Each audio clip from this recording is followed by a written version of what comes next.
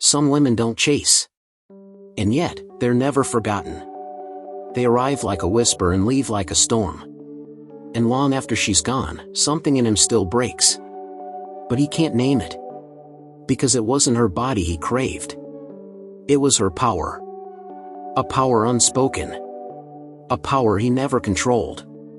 Introducing the archetype, a woman unlike the rest. She is not loud. Not eager. Not easy to read. She walks through the world not to be claimed, but to be seen by the rare few who can. And most men can't. Because her presence confronts everything they've spent a lifetime avoiding. Their shadows. Their guilt. Their mother wounds. Their hollow conquests. She is not a performance. She is a mirror. And mirrors terrify the ego. He first notices her in the way time stretches around her. How she doesn't fill the silence, she breathes inside it. There's a patience to her that unnerves him. Like she's waiting for something. Not from him. But within him. He can't look away. Because for the first time, he isn't being admired, he is being studied. Turning point number 1, psychological projection. What he sees in her is not her. It's his anima. His own unlived softness, his longing for wholeness, the pieces of himself he abandoned to become a man. Carl Jung wrote of projection, how we place what we cannot face in ourselves onto the other. And in her, he projects not just beauty, but divinity.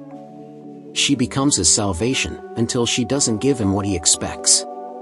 And then, she becomes a threat.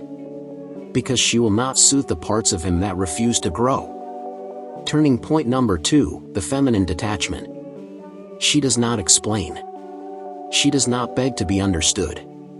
Because she knows, the more you explain your worth to someone unready, the more they will forget it.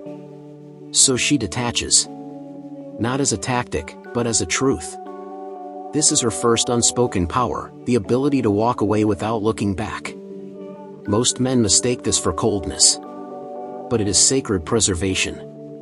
She does not abandon. She protects herself. Symbolic moment, storytelling. Imagine a fire in the middle of a forest. Not roaring, not begging, but steady. A man stumbles upon it. He warms his hands. But when he tries to possess it, to move it, to cage it, the flame vanishes. Not because it is fragile, but because it is free. Turning point number 3, the power of emotional self-sufficiency. She once felt too much. Loved too much. Held space for men who had none to give in return. But now, she feels wisely. Because the second unspoken power is this. She no longer derives her worth from being chosen. She is the chooser.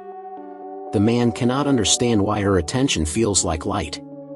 And her absence like withdrawal from a drug. But it's simple. She no longer leaks her energy for validation. And in doing so, she becomes rare.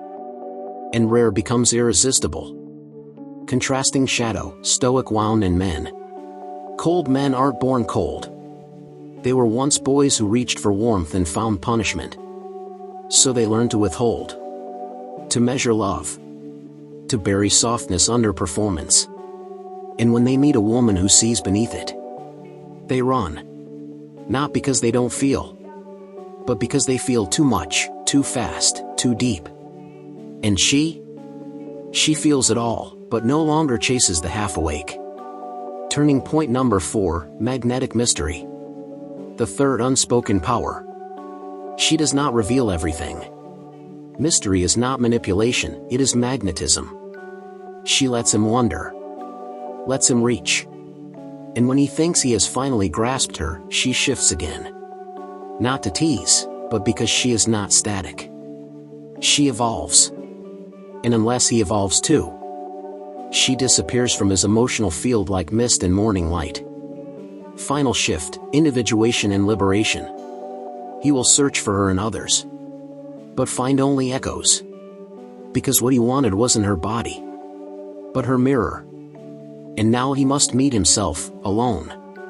This is individuation. The moment when love no longer hides the wound, but reveals it. And as he begins that inner work, he may understand. She was never there to stay. She was there to awaken. The woman who walks away in silence isn't weak. She simply sees more.